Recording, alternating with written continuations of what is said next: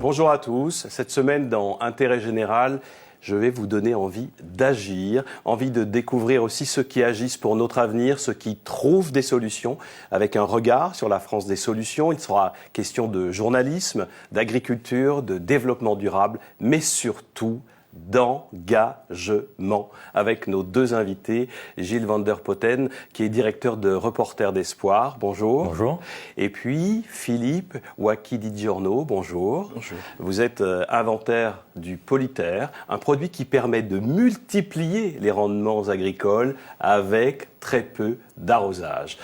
Philippe Ouakki-Di-Giorno, qu'est-ce que ça vous a apporté d'être primé, lauréat, un des lauréats de la France des solutions? En fait, c'est une reconnaissance.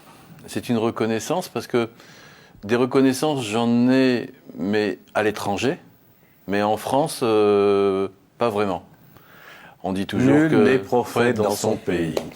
Et ça, si vous voulez, ça me faisait un peu mal parce que au mois de mars dernier, le ministère de l'Agriculture m'a contacté, le ministère de l'Agriculture français m'a contacté en me présentant la chose suivante, comme quoi il voulait présenter l'innovation française au salon de Meknès au Maroc, devant le ministre Stéphane Travert et le ministre de l'Agriculture marocain. Donc, ils voient l'intérêt de la technologie française, même si depuis plus de 15 ans, maintenant, le Maroc a des milliers d'hectares au Polyterre. Mais je sentais, si vous voulez, quelque chose qui prenait. Malgré tout, de notre côté, les organismes administratifs français créent des freins. Et donc, il n'y a pas toute cette cohésion. Il y a toute la lourdeur administrative française qui est certainement historique et puis qui ne va peut-être pas changer comme ça d'un coup de baguette magique.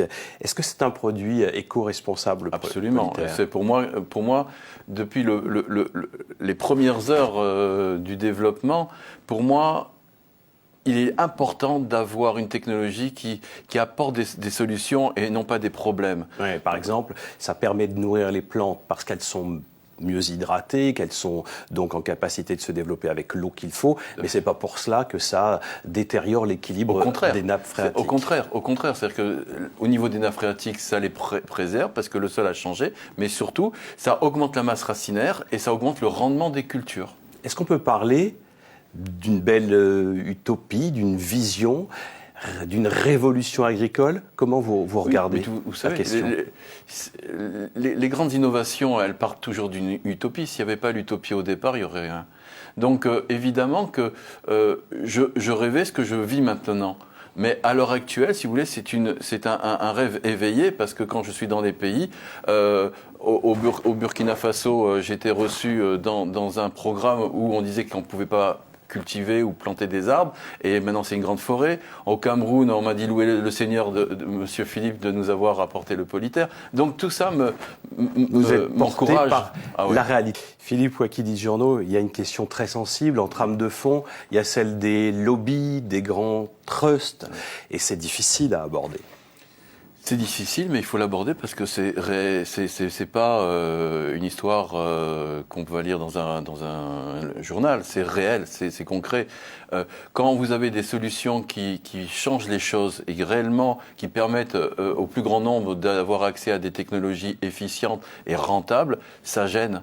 Mais le problème, c'est que maintenant... Ça gêne les grands trusts du monde agricole, sans vouloir citer oui, bien entendu, les uns ou les autres que l'on pointe souvent du doigt d'ailleurs. Absolument, mais le fait est, c'est que ce que je regrette, c'est que souvent notre organisation gouvernementale reconnaît plus ces grands trusts que des innovateurs qui se battent depuis des décennies, qui montent une usine en France, dans le Gers, et qui croient au territoire, parce que le territoire du Gers, c'est le territoire du bien manger, des bonnes choses et tout cela. Et c'est cette valeur que je veux porter sur le plan national, mais aussi sur le plan international. Et pour terminer notre échange dans l'intérêt général, parce que bien sûr, on pourrait y passer beaucoup de temps, il est fondamental de terminer avec une perspective positive. Oui. Et vous avez une vision qui est celle que vous décrivez comme un capitalisme éthique. Quel paradoxe. Ben oui, parce qu'en fait, le capitalisme ne peut être que s'il devient éthique. Et pour moi, c'est primordial de démontrer qu'il faut créer de la richesse, mais il faut que cette richesse soit mieux partagée. Et à partir de ça, on développe des technologies, du savoir, on crée des emplois, on crée du bien-être, et à partir de ça, on ne part pas dans les extrêmes. Parce que les extrêmes, on le voit à l'heure actuelle, c'est une catastrophe. Je vous remercie beaucoup, Gilles Van der Potten. Et si vous souhaitez en savoir plus, www.reporterdespoir.org. Et je vous donne rendez-vous la semaine prochaine pour un autre numéro d'Intérêt Général. Au revoir et merci.